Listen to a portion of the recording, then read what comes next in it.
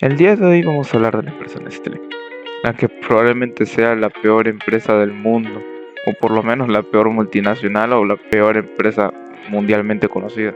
Nestlé es una empresa global de alimentos y bebidas líder en la industria a nivel mundial. Prácticamente no necesita presentación. Nació en 1866, fue fundada en Suiza y de hecho se expandió a nivel internacional bastante rápido. Todo esto gracias a su producto estrella, la fórmula para bebés, el producto más controversial que tiene esta marca. Ya saben lo que hacen probablemente. Cereales, chocolates, cafés, lácteos y hasta agua embotellada. Su principal eslogan es a gusto con la vida. Pero, ¿qué tan cierto es esto?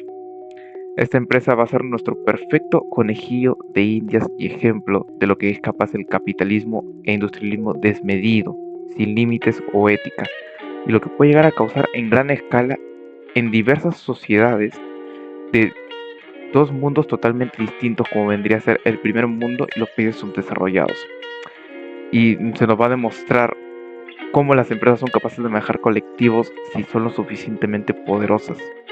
Es un caso de más que interesante de estudiar por la relación que la sociedad tuvo alrededor de esta y sobre todo la relación que tiene con conceptos como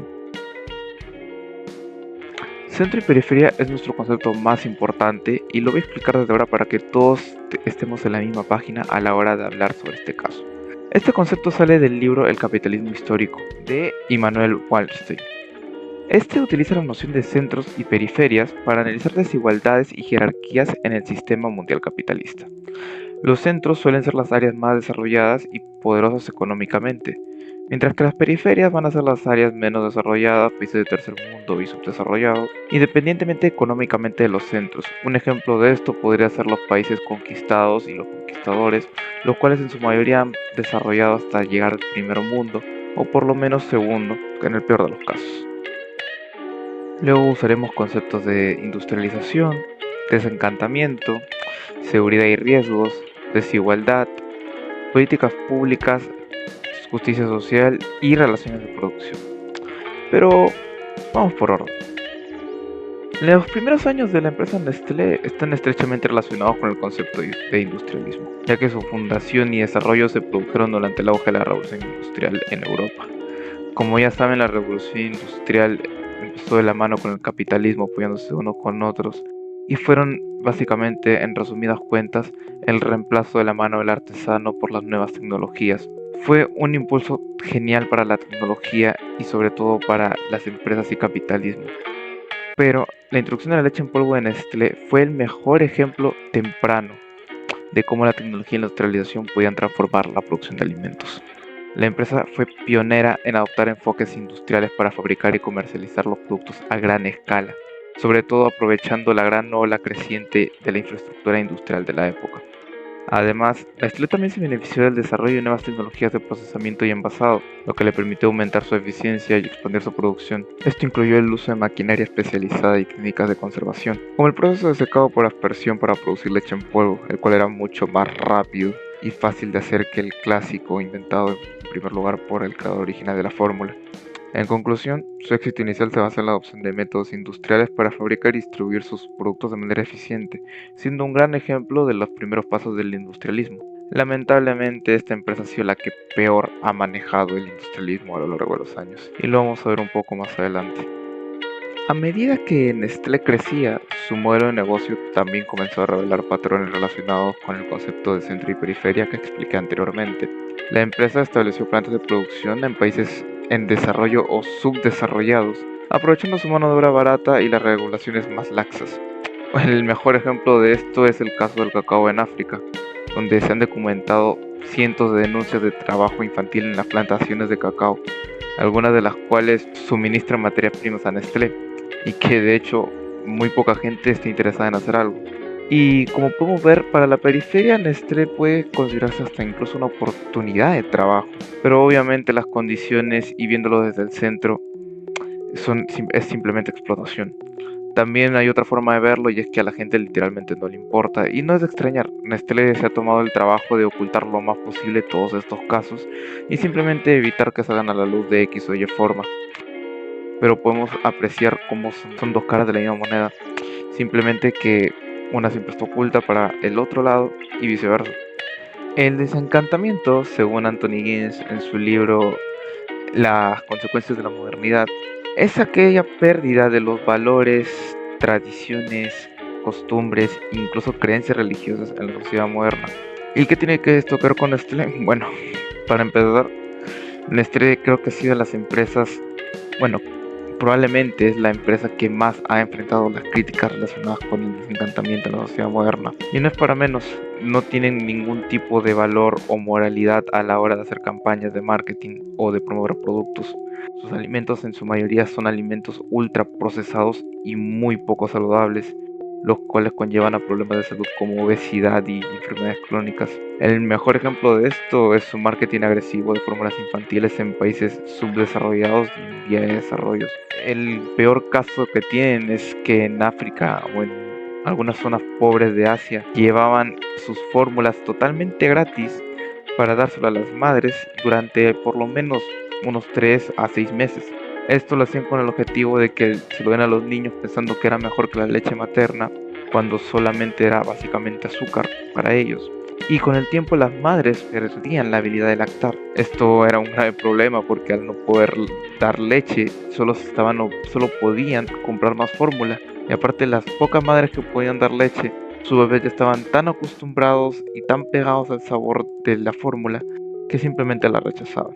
Por lo cual, sí, básicamente hicieron una devastación infantil en zonas pobres del mundo tan solo para que les compren más fórmula, que para colmo aumentaban el precio una vez pasaba el tiempo de prueba.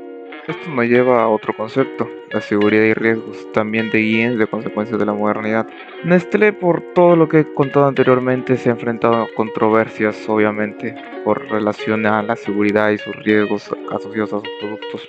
Incluso en el año 2008 la empresa se vio envuelta en un escándalo en China, porque como comenté antes, se encontraron rastros de melamina, una sustancia tóxica, en su leche en polvo para bebés. Esto obviamente resultó en miles de niños enfermos y varios fallecimientos, lo que generó una gran indignación pública y que durante meses estuviera prácticamente prohibida con todos sus productos en China. E incluso hasta ahora hay pocos productos de fórmula de Nestlé en ese país, por no decir que es prácticamente imposible encontrar uno. Aunque claro, al ser China es un poco más complicado confirmar esta situación.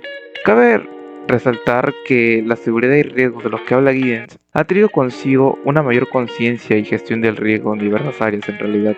No se explica como algo del todo malo, de hecho se explica como algo bueno y de que poco a poco se está tomando más conciencia. Todo este cúmulo de atrocidades que cometió Nestlé logró que la compañía sea un ejemplo perfecto de la desigualdad que hay. La desigualdad tanto económica como de oportunidad de trabajos dentro de los países se demuestra de gran manera mediante sus campañas de marketing o de interés en X zonas del mundo. Como ya expliqué anteriormente, Nestlé se expandió globalmente y pues sus prácticas comerciales han sido criticadas por aprovecharse de la asimetría de poder entre las naciones desarrolladas y las que están en vía de desarrollo, y ni siquiera hay que hablar de las subdesarrolladas, que tan solo provoca que se acentúen las brechas económicas y sociales. Por ejemplo, es el acaparamiento de agua en comunidades locales, donde Nestlé ha extraído cantidades insulsas de agua embotellada en áreas donde el acceso al agua potable resulta ser un desafío para las comunidades locales, mientras que en otros países como en México simplemente ocultan esto y de hecho tienen campañas de apoyo para cuidar mejor el agua contra empresas como Coca-Cola, que también han sido acusadas de este tipo de prácticas, pero claro, estas no las intentan ocultar tanto. Y ahora se preguntarán cómo es posible que una empresa así pues siga funcionando sin ningún problema. Bueno, en el libro La globalización de la desigualdad se nos habla de las políticas públicas y básicamente Nestlé ha sido un objeto de críticas totalmente por estas. Las políticas públicas son fácilmente influenciables si tienes el poder necesario. Se le ha acusado de ejercer influencia en las decisiones políticas y legislativas de algunos países para promover sus intereses corporativos, a menudo en detrimento de los derechos de los trabajadores, la salud pública y el medio ambiente. Por ejemplo, la presión ejercida por Nestlé y otras compañías de alimentos para frenar la implementación de etiquetas de advertencia en productos con alto contenido de azúcar en algunos países de América Latina fue extremadamente agresiva y obviamente se sobornó durante mucho tiempo a varios legisladores y congresistas para evitar que se implementaran. Lamentablemente, como la mayoría de casos de corrupción, no hay muchas maneras dejar al descubierto esto, pero sin duda han habido pistas y documentos que han dejado evidencias de que esto ha ocurrido. Básicamente Nestlé es una empresa que busca tener políticas públicas con todos los países posibles, pero siempre bajo la mesa. O sea que siempre van a intentar tener una fachada de lo que están haciendo en realidad, pero obviamente es un poco difícil de ocultar ese tipo de cosas. Desde una perspectiva de justicia social, la actuación de Nestlé ha sido cuestionada desde mil puntos distintos. Amartya Sen, un reconocido economista, el que escribió el libro de Desarrollo y Libertad, deja en evidencia las malas praxis que ha hecho otra vez en el tema de justicia social. Él argumenta que la justicia social se basa en la eliminación de desigualdades y la promoción de igualdad de oportunidades. Lamentablemente Nestlé no cumple ninguna de estas dos cosas. Ha sido criticada por su enfoque de maximización de beneficios en lugar de abordar las desigualdades dentro de su empresa, sociales y económicas que ha causado y provocado a lo largo de los años y que no tiene ningún tipo de interés en resolver. Lamentablemente Nestlé tiene una deuda social muy grande y que probablemente nunca vaya a poder pagar, o que, bueno, si es que en algún punto le interesó pagar. Y esta desigualdad y políticas no solo son con la sociedad en sí, sino que incluso dentro de la propia empresa no respetan las propias relaciones que tienen dentro, como vendrían a ser las relaciones de producción. James Fulcher, un sociólogo, señala la importancia de las relaciones de producción en el ámbito empresarial. En el caso de Nestlé se han denunciado condiciones laborales precarias y violaciones de los derechos de los trabajadores en algunas de las plantas de producción alrededor del mundo. Esto pone en evidencia otra vez las tensiones que hay entre el beneficio empresarial y el bienestar en general, y en este punto hasta de sus propios empleados. Y no podemos olvidarnos de sus empleados estrella, obviamente. Lamentablemente niños de países subdesarrollados. Esto es básicamente horrible y obviamente inflige de la peor manera los conceptos de justicia social, desigualdad, seguridad y riesgos, y obviamente también toca conceptos como el desencantamiento. Realmente es una empresa que ha perdido total sensibilidad ya por la vida y bienestar de sus empleados, todo por priorizar el ámbito económico. Ahora, si unimos todos estos conceptos que hemos visto, podemos obtener algunas combinaciones de estos. Por ejemplo, el centro y periferia se une bastante con el concepto de desigualdad, a la vez que también políticas públicas con las políticas que se muestran para países del primer mundo y países del tercer mundo y países subdesarrollados. Eso también incluye una cierta parte de lo que viene a ser justicia social. Y también podemos agrupar conceptos como seguridad y riesgos, desigualdad y las relaciones de producción en un lado aparte, incluyendo también el desencantamiento. Básicamente Nestlé ha podido y se las ha arreglado para juntar lo peor de todos estos conceptos en una sola persona jurídica, lo cual es prácticamente increíble y es de las pocas empresas que han logrado tener un historial tan largo de problemas.